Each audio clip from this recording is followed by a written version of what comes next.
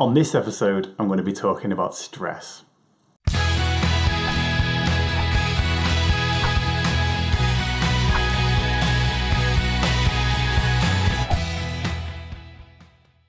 Hi guys, and welcome to episode 25 of the Your Progress is Our Passion podcast, coming up on that 6-month mark now since we launched.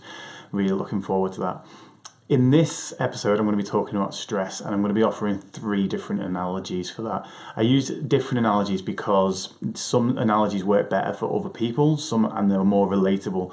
So I'm hoping that in each one of these, you'll find something that makes sense for you and helps you to deal with your own stress. My favourite one, and the one I start with quite often, is the bridge analogy. Now, stress, basically, when we say stress, a lot of the times you'd think of emotional stress. You'd think of kind of like, I'm stressed at work, I've got too much on my plate, okay? That's one type of stress. There are many different types of stress. There's physical stress, there's emotional stress from work, there's emotional stress from relationships, there's things like not sleeping enough, there's things like not being hydrated enough, things like being the wrong temperature, for example. And our body all deals with stress by lumping it in the same place. Our hypothalamic pituitary adrenal axis, to be specific and scientific, deals with all different kinds of stress. So the idea of a buildup of stress, it doesn't actually have to be a buildup of any one particular type of stress in order for someone to snap. And the reason this is why I use the bridge analogy for this. So we've got to imagine that sort of HPA axis as being a bridge, our ability to cope with stress as being a bridge. And stresses in this instance are the traffic that comes onto this bridge. Now the bridge itself has a certain amount of weight and certain amount of load that it can take on the bridge. And quite often it's bigger than, say, even the biggest stress. So a lot of times you'll find people have the biggest stress in life and they're fine. It doesn't break the bridge. The bridge handles the traffic. The stress management system handles the actual weight of that stress. So imagine if something like losing your job, that's a big lorry on the bridge, right? So you get that big lorry coming along, and then there's a few other things throughout the day, like you maybe have an argument with your spouse, maybe you kind of bump into the corner of a table, you get stuck in traffic, all of these things, maybe you didn't sleep too well the night before, all of these stresses going into the one place. Those are like cars piling up now with the lorry. The bridge is getting pretty full, but it's still holding.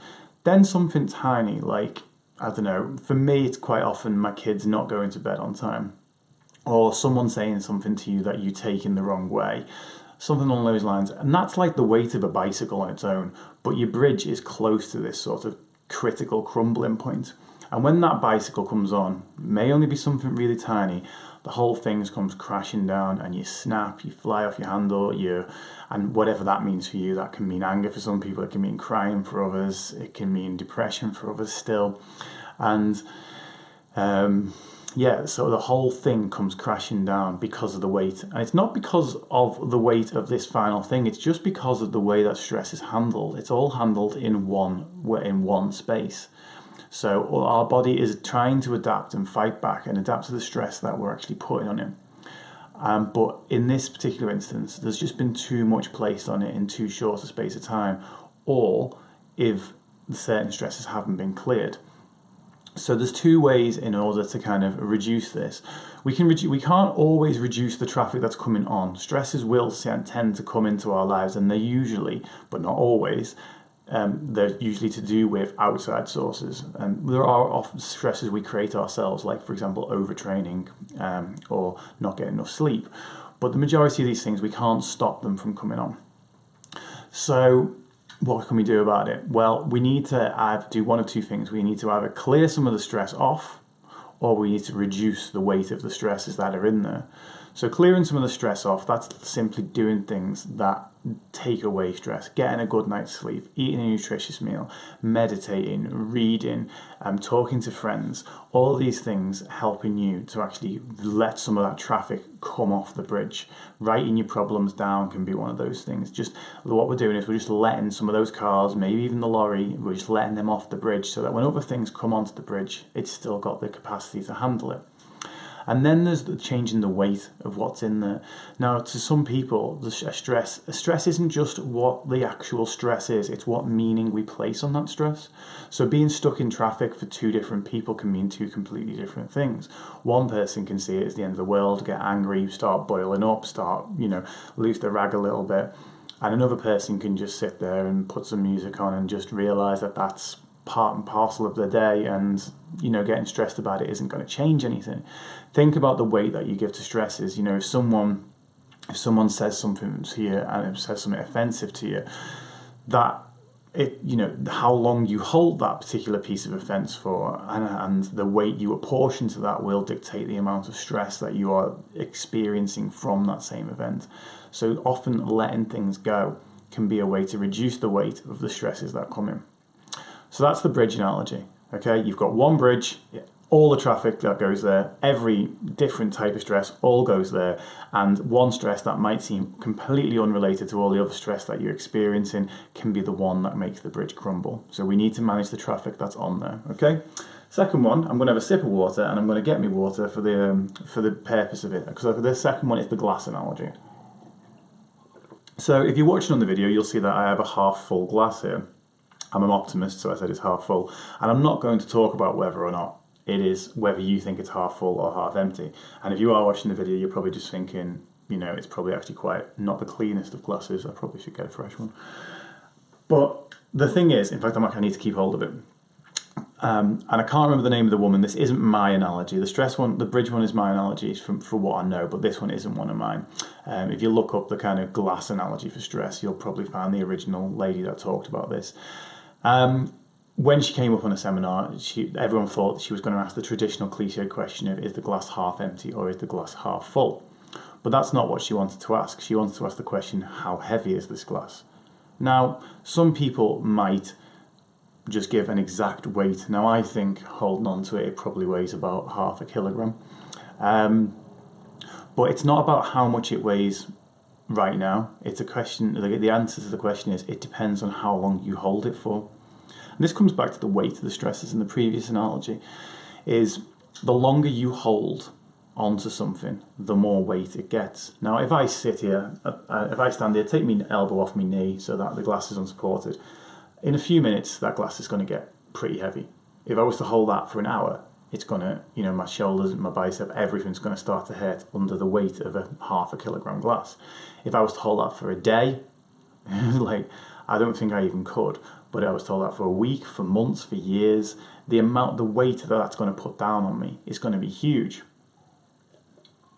Slightly less now because I've just had a sip from it. But this is kind of true with a lot of the stresses we have. The length of time that we hold on to them increases the weight that they have on us. Think of it in terms of a grudge. The length of time you hold a grudge, the more that grudge eats away at you. I often talk about grudges as being, I think actually it was Nelson Mandela that actually said the analogy of is holding poison intended for someone else in your mouth. And the idea of a grudge, it's going to weigh down on you, it's going to poison you slowly over time. If we hold on to stresses, if we attach so much value to stresses, I got caught up in traffic and then I rant about it for the rest of the day, that's holding that glass for longer. That's holding that stress for longer, it's giving it more weight. My favourite sort of story about this analogy, referring to this analogy, is one that Stephen H. first taught me, and it's about the two Buddhist monks. And you've probably, if you've heard me speak a few times, this one comes up a lot. I love it, it's one of my favourite ones. But there's two Buddhist monks walking home, and these particular Buddhist monks have vowed not to touch women. And they're walking along the bank of a river, and there's a woman in a wedding dress trying to get to the other side of the river. The bridge is out, and her wedding is about to happen, and she needs to get over, and she's crying. And the elder of the two monks asks what is wrong, and she explains the situation that she needs to get across there. And without a moment's hesitation, the elder picks her up, fireman's lift, onto the shoulder, and then walks through the water so that he gets wet and she stays dry. Puts her on the other side and goes back to the younger monk. The younger monk is absolutely fuming with him. He's just incandescent with rage, but they don't talk about it and they walk home. And all the way, they get home and they go for dinner. And at dinner, the elder monk can see that the younger monk is still holding on to this, still full of rage. So he finally confronts him and says, what is it that is bothering you? And the younger monk says, we vowed not to touch women, and you picked that woman up and you carried her across the river. How can you do that based on our sacred vows? And the older monk says, I put that woman down hours ago. You carried her all the way back here and still carry her now. I love that analogy because it's just, we hold on to things, and that monk had long since placed that woman down, yet the bitterness, the anger, the resentment that younger monk was holding in his heart was weighing down on him, like holding that glass, like keeping hold of that glass, like holding onto a stress and letting it become heavier over time. Okay, and the third analogy sort of comes back to water again. I call this one the boiling point analogy. This is another one I think is mine. No knowledge is ever truly unique, but this is another one that we're going to be getting an animation up of soon. The boiling point is simply, if you imagine, I came across this one when a lot of my clients said, once they kind of hit that threshold and they've boiled over, it becomes so much easier to do it in the future. And they think of themselves, well, in fact, the actual expression that I hear a lot is my boiling point comes down, or that flash point comes down, or whatever term that they use for it. And I thought about this a lot, and I actually don't think that the boiling point comes down. I don't think the ceiling on your anger or on your emotions lowers. I don't think that actually gets any worse over time. What I imagine is that the actual floor of it comes up. So the boiling point. If you imagine a boiling point, we put a pan on a hob on some fire, and over time it's going to boil, and it takes a certain amount of time to reach that boiling point. If we have the exact same heat, it will take a certain amount of time, the same amount of time every single time to reach that boiling point. And that's what we kind of expect to happen from ourselves when we snap. We kind of go off on one, like anger kicks in, resentment kicks in, one of those things, and then we boil over. And what actually happens isn't the fact that the boiling point comes down. What it is that whilst we are still reeling from that experience, from the stresses that have actually come in, our starting temperature is higher. So I don't know if you've ever done this where you've forgot to pre-boil your water with your pasta, and you switch the kettle on, you boil the water first, and then you pour it in so that the water's already hotter, so that it takes, with the exact same heat of the hob, it takes a lot less time to reach that boiling point. This is what's happening here. Various things you've already, rather than dropping back down to say we've got 10 degrees or 14 degrees is about room temperature, isn't it? 18 degrees, something like that. And then your 100 degrees is your boiling point. Instead of dropping back down to that 18 degrees, you're still reeling from the rest, so you're simmering at like 30 degrees, 45 degrees, 60 degrees, whatever it may be, the temperature that you've come back down to.